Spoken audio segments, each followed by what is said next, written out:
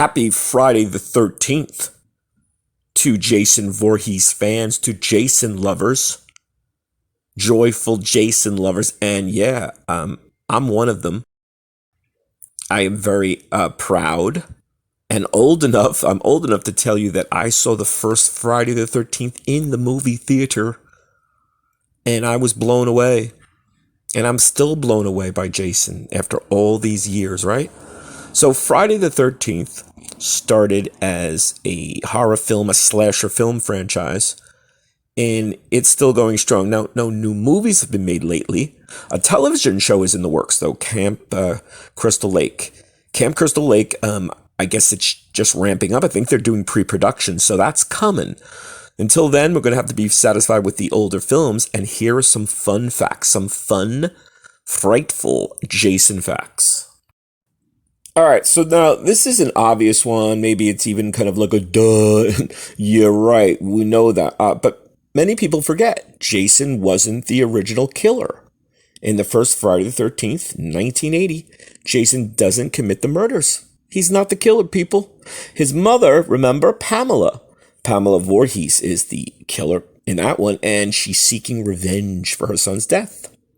He doesn't become the big bad until Friday the 13th Part 2. All right, another one that most people are like, oh, I remember, sure, I know that, but his hockey mask, Jason's now iconic hockey mask, came much later. Jason didn't wear his famous hockey mask until the third installment. Remember? Well, you might forget Friday the 13th Part 3 is the debut of the hockey mask. Now, before that, he either wasn't the killer, of course, in 1, because it was the mom, or he wore a burlap sack over his head in Part 2. And the reason they redesigned it, because in Part 2, he wore that sack, like the burlap sack, like a bag over his head. But The Elephant Man, great dramatic film, came out, and the Elephant Man in it wore that burlap mask as well, that bag over the head. So people were like kind of laughing when they saw Jason in Part 2 wearing that burlap bag, kind of like the Elephant Man. So he became a hockey player, Jason. He became a very dangerous and deadly hockey player, as we all know. All right, Jason is a multimedia maverick, a multimedia mogul. He has appeared in comic books. Besides the films, Jason, yes, he's appeared in various comic series. And he's even crossed over with characters like Leatherface from, of course, the Texas Chainsaw Massacre, and Freddy Krueger in Freddy vs. Jason vs. Ash. And, of course, then there was also the film, right? Freddy vs. Jason. So he's a multimedia guy, and he's been in video games. Pretty sure he's been in about 5 video games. So you can watch Jason, and you can play him, and you can read him. Multimedia mogul for sure. All right, this is a great one that I think most even Friday the 13th fans, Jason fans, might not know or be a little surprised. I was a little shocked. Now, we know the guy is effective and efficient, right? He's an efficient, effective killing machine.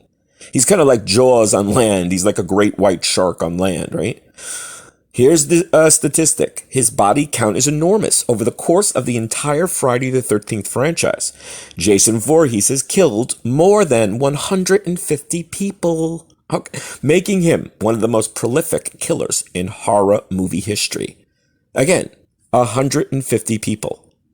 I was blown away. I figured, well, how many, films are there? And you just like kind of times that, maybe there's like, what is it, 10 per film or something, So that does get into maybe many dozens, but 150 people. Yes, Jason Voorhees. He's got to be king. I mean, Pinhead, Freddy, Michael Myers, Dracula, Wolfman.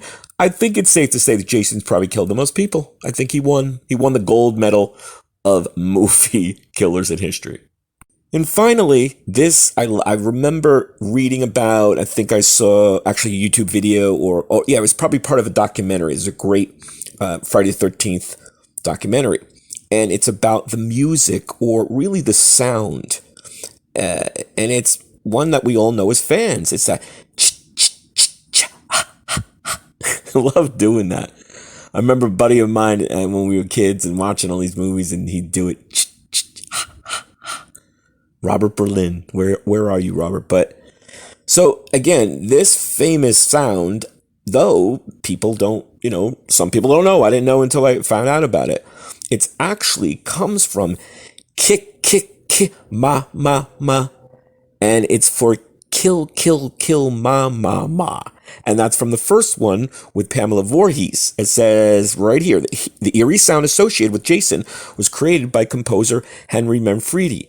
It's based on the words kill mom from the first movie, reflecting Pamela Voorhees' internal voice urging her to kill for her son. Kick, kick, kick, ma, ma, ma. I like ha, ha, ha, which again, is closer what you hear. So there you go. I mean, I can't wait for the next Jason or Friday the 13th, Jason Voorhees movie, Friday the 13th, whatever, it's entitled. And the Camp Crystal Lake, the TV show is coming. So great and all, but let's get Jason back on the big screen. Can't wait. Hope you enjoy. Hope you're subscribing. See you soon.